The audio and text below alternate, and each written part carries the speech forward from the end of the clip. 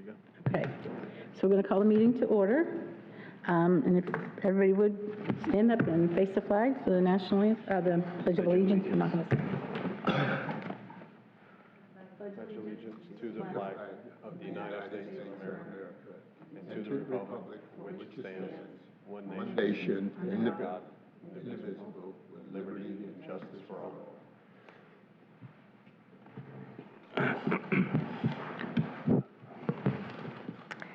Oh, the roll call.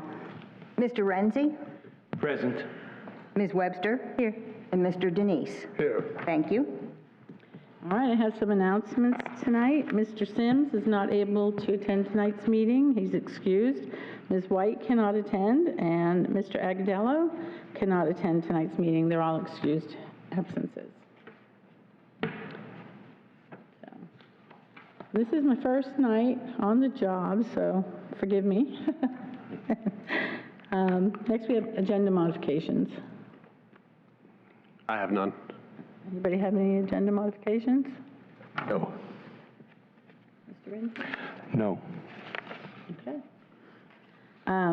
So we need to approve the minutes from June 24th.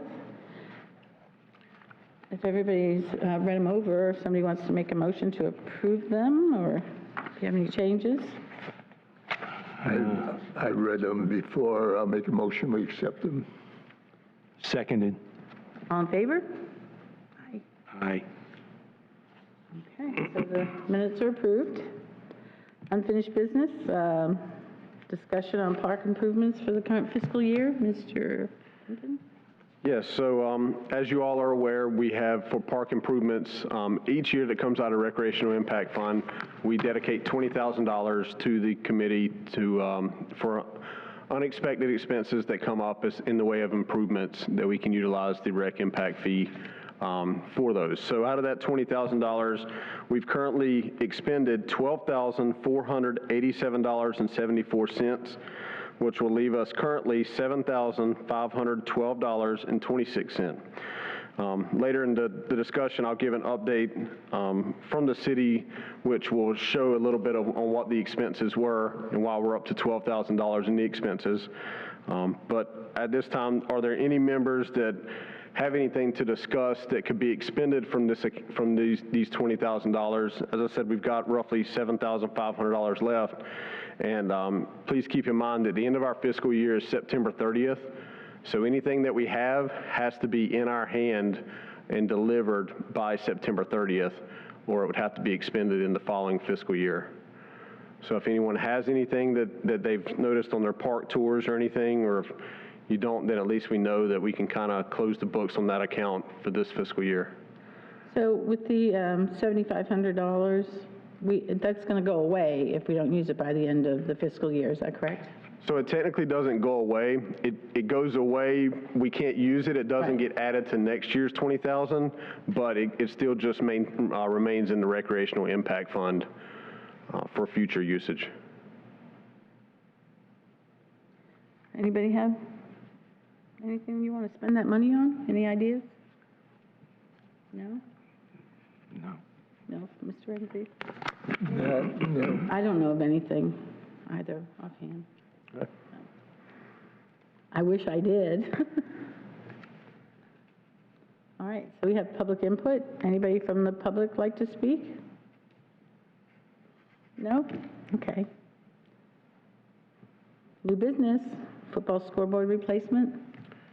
So as I just mentioned, with the park improvements account, we did have an issue with the football scoreboard at Barber Street. After last season, they had been coming up with issues that, the numbers wouldn't light up, or the transmission between the controller and the scoreboard just wasn't working. So we spent a couple months kind of taking city staff, putting them on the job to go in and kind of dissect what was happening in the scoreboard. We communicated back and forth with the manufacturer.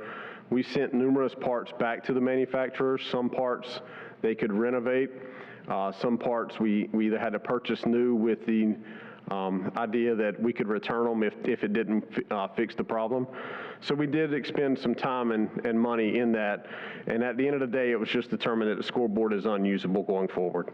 So at that point, that decision was made sometime around the end of July. Tackle football, their first regular season games are August 24th, this coming Saturday.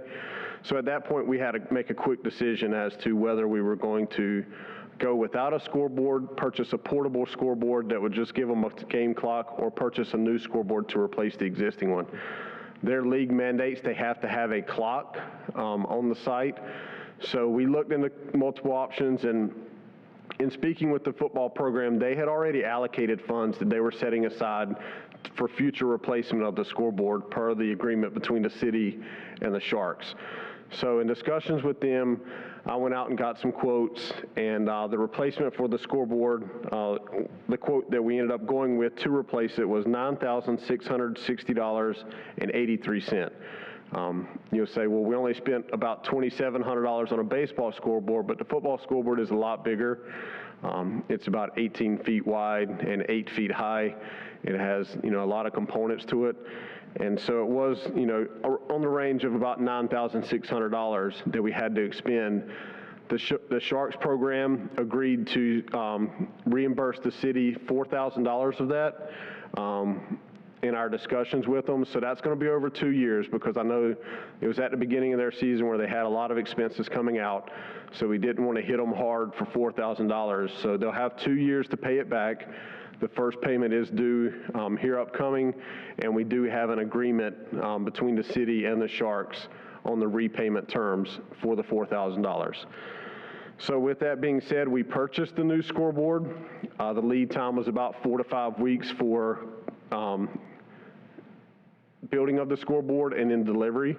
So we're at that about 4-week time frame right now. I expect the scoreboard to hopefully be delivered next week or the week after. What tackle football did, the Sharks program, is their tackle football program, they requested to be away for the first 2 weeks of the season. So they're not home until September 7th, I believe is the date. And so that gives us a 2-week buffer zone to hopefully get this scoreboard in. As soon as it arrives here at the city, we'll get it installed, and they'll be ready to play. If we do run into issues with delivery, we will get a portable scoreboard from the company we order from. They'll send us a portable game clock to use free of charge if the scoreboard isn't in time for their first game. So that's where, as I said, we've currently expended over $12,000 of the park improvements, because we did take this amount out of that. And the $4,000 that the Sharks reimbursed the city will go back into the Recreational Impact Fund. So it will go directly back into this going forward. So any questions on that expense or anything? Brian, what age group is playing on that field? So the Sharks, I know they have flag football and tackle football, and cheerleading all participate underneath the Sharks program. I think it probably starts at the age range, specifically with flag football and maybe some tackle, around 5 years old. And then it goes up on until about the middle school age, 12, 13, maybe 14, possibly if they get up into some of the larger age groups within the football organization. Yeah, I think they used to be called like a Pop Warner League. Is that still? Yeah, so the Sharks are not Pop Warner organization affiliated. Pop Warner is an organization. Yeah. So Sebastian Sharks is not a member of Pop Warner, but they are a member of the local Youth Athletic Association that they play other teams from Vero and Brevard County and the local area. They do travel around. Okay, thank you. The program's been in town for a very long time. Used to be Panthers. My kids played. Yeah. And my daughter cheered. So they were like 4 and 5 up to 15, maybe. And I wanted to make a point that there's one scoreboard with football, and with the baseball field, there's 4. So, the money's probably close.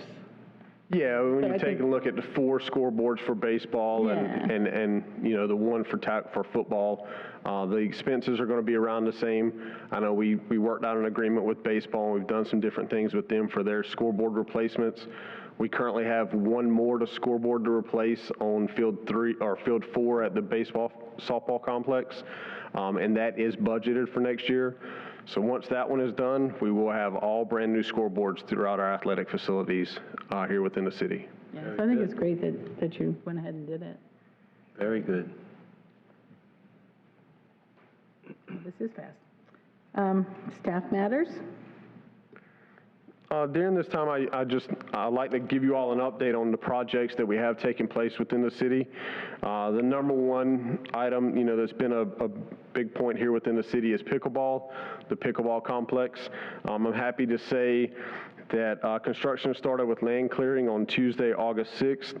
We have had a lot of rain the last 2 weeks since they arrived here in Sebastian. We've gotten inundated with rain pretty much every day until the past 2 days. So it did slow them down a little bit with their subgrade and land clearing, but they are moving along. I was out there today, and they were going for their compaction testing on the subgrade in the areas of the pickleball courts and where they'll go. So if you have a chance, ride by, you know, the area out there. It has been cleared. They have started the subgrade. You can clearly see where courts and parking lots and things are going to start to go as we move along this process. We're still about another 3 months, I would say, to get us to where we should be near completion. So we do still have time, but at least we're on the right path and getting some things moving along with that project. On these things, if you have any questions about any of these projects, just stop me when I'm done talking about those, and then before I get started on the next one, or you can wait until the end, either way, whatever you feel is best. Park signage, I left some sample images of the approved signage that we plan to begin installing within our parks. I left all of those up on the dais for you. You can kind of see what was approved by the city council. Just to give you a little bit of clarification on the park identification signage, which I believe is labeled gateway signage on most of those images. They're the larger ones. You'll see they're gray poles. They're like a gray wooden pole. What we are going to do is if the park is within our CRA district, it'll be gray. If it's not within the CRA district, it'll be a black pole. So we will have black poles throughout the city in the rest of our parks. So where we're currently at with that portion is they know the design portion that the city council has approved the design and the color scheme and everything for it. We're now awaiting a design intent document that will give us the ability to go out for bid. We hope to have that within the next week or so that we can start to push this thing out to bid for companies sometime in the next few weeks or next month to get it started. And then once that comes back, we'll get started with the parks that are deemed the most necessary to replace signage, or the parks that don't have signage, we'll get that signage up first. And then we'll start to go through the whole city and replace all the signage at that time. And it is going to be about a 2 to 3 year process for everything to get completed, but it will create uniformity across our signage. The signs, I would like to say, you know, we have a beautiful sign on Barber Street on the George Street Park, and I go by it every day going north, and the bushes out front, when you go, you can't see the sign until you pass it.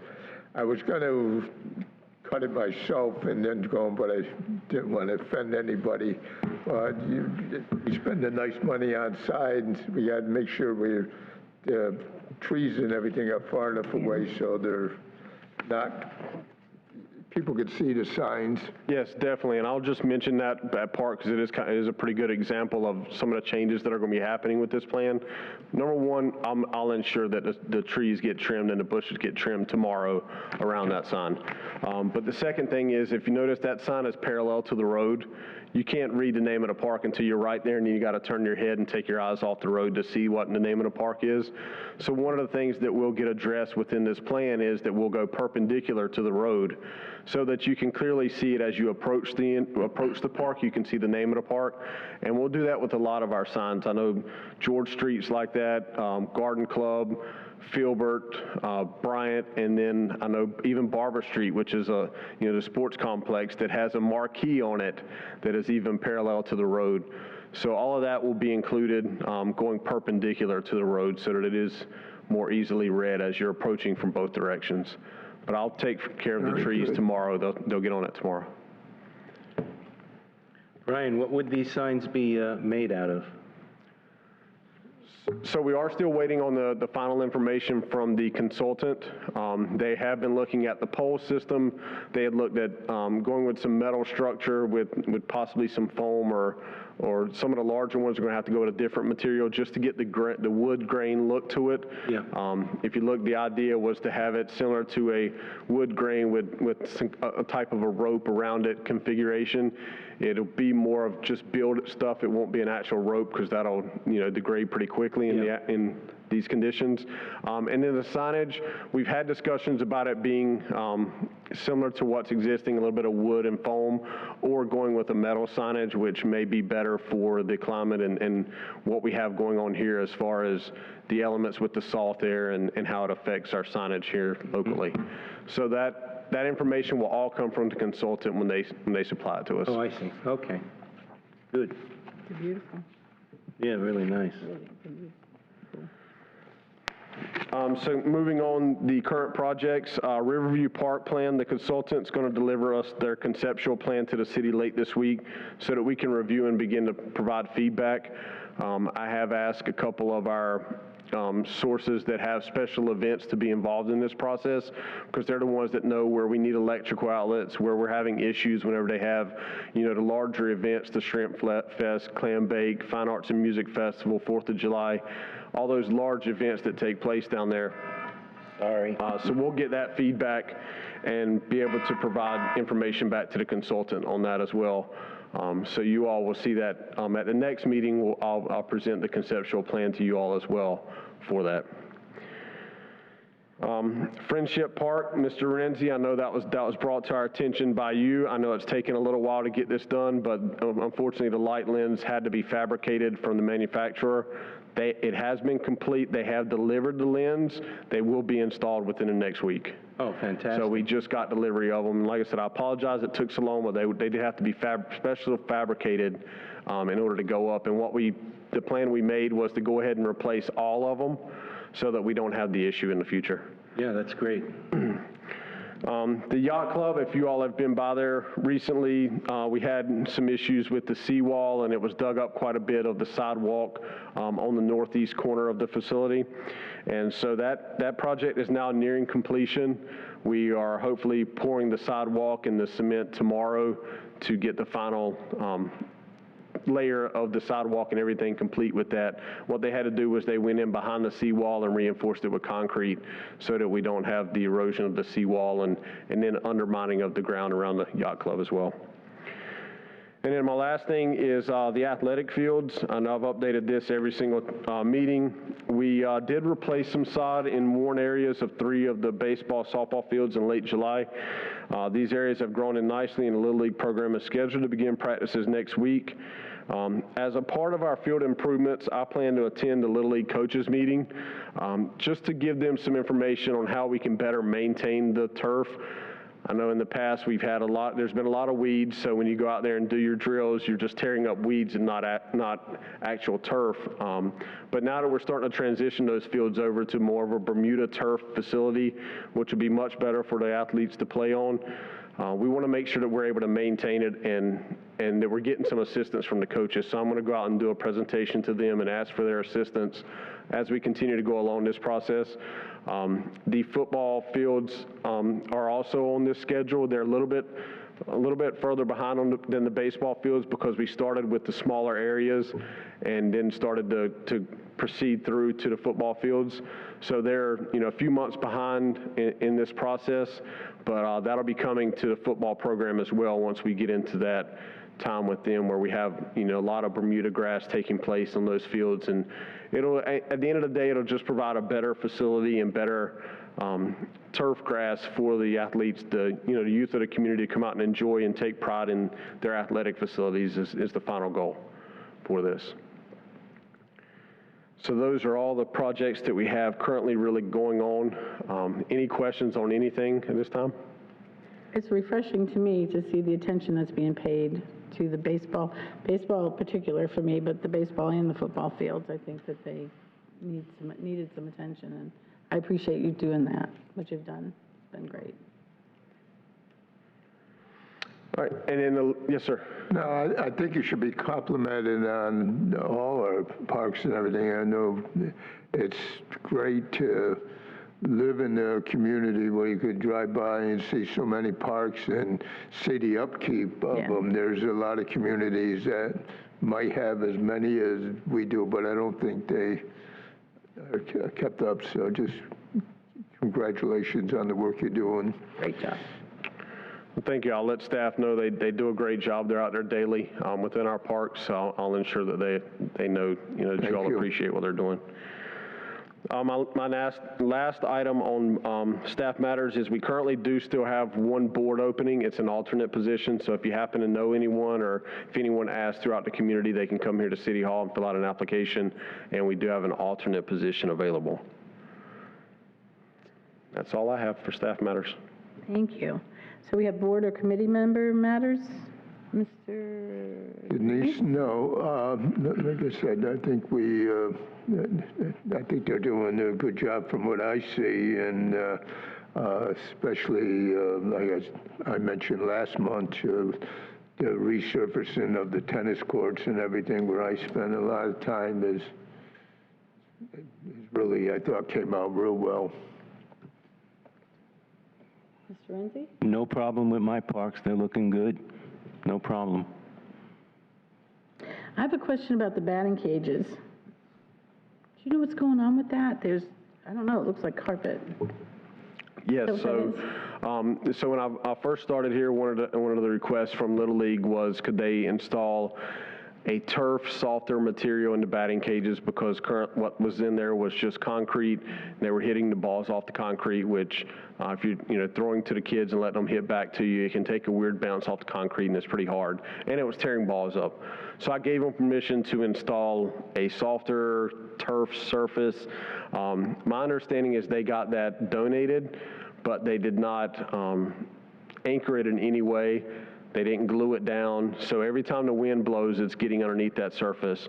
So a couple things that I brought to their attention is, one, if they're going to continue with that surface, they need to glue it down or anchor it down in some manner. Two, that surface is more of an indoor surface, so as we continue to get the rain, it's going to start to mildew and have some issues.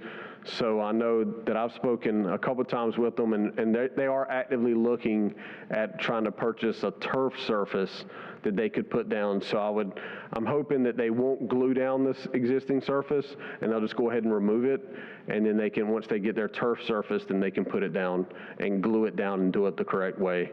That way it's not too much work on them. Fantastic. And I just wanted to say that fall ball is signing up. Get your kids out there playing ball. Can I ask a question? The skateboard, every time I go by there, I don't see anybody there. Do we staff that facility, or is it by appointment, or what? Yes, so one of the items in this year's budget is we are eliminating staffing at the skate park effective September 29th. So one of the things that, as I came in, we kind of look at what's happening at the skate park, the usage that's taking place down there, and what are the benefits of potentially going with an unstaffed facility and opening it up to the public for usage. I think it would draw a little bit more interest to come to the skate park, and so we are going to eliminate staff. It's in the proposed budget to reduce staffing at the skate park. We would not have staff there on a daily basis, and just open it up for general usage of the facility beginning September 30th. So I assume we have a record of when people asked and come and everything to use it. Yes, sir. So we do bookkeeping there. We have basically what is, it's a ticket system where someone comes up, they have to pay their $3 entry fee. They sign in, we confirm that they have a waiver on file, and then they're issued a ticket to access the facility. So that portion will be eliminated as we go forward. We will be improving the signage. We will be ensuring that we follow the state statutes on skate parks and the signage and the liability requirements that we have from a city standpoint, beginning, as I said, I think it's September 30th is the first day. Okay. It's free entry. Yes, ma'am. It'll be free entry to come and go as they please to use the skate park. What will you do with the building? We haven't had any discussions about that yet on exactly what we're going to do. We currently, on one side, it does house our lighting system and how we maintain the lights and everything. So there is a small office there that we can, have that discussion and look into possible uses of the facility. It's a really small office, though. It's not too big. No, before I was on the board, and in between my times, one of my commentaries, I did mention our skateboard because I just believe, I don't think it's ever going to be really used because we have two choices. One is we have to worry about lawsuits, so how safe can we make it? And once we make it safe, kids don't want to do it. And probably one of the most biggest discussions on one of my commentaries was that we can't make things too safe for kids, and we try to do it. And I ride by every day, and I had to include Sebastian. When I was beating up everybody else, I had to admit that we were part of the problem. But I wasn't on the board, so I didn't violate any of your rules. So if there's nothing else, I guess we could have a motion to adjourn. Oh, the next meeting, September 23rd? Yes, correct. September 23rd at 6 p.m. will be the next meeting. Okay, so if you have any items to get on the agenda, they'll go to you, correct? Yes, if you have anything that you want to, have added to the agenda whenever I send out, requesting for attendance numbers and making sure we have a quorum, feel free to send me any items you want me to add. If you're noticing things throughout our parks or if there's issues that are coming up, feel free to let me know and we'll always add it to the agenda. And I will not be able to be at that meeting, so. Do you want to make a motion to adjourn? Yeah, I'll make a motion to adjourn. I'll second the motion. Favor? Everybody's in favor. Aye. So I bang Aye.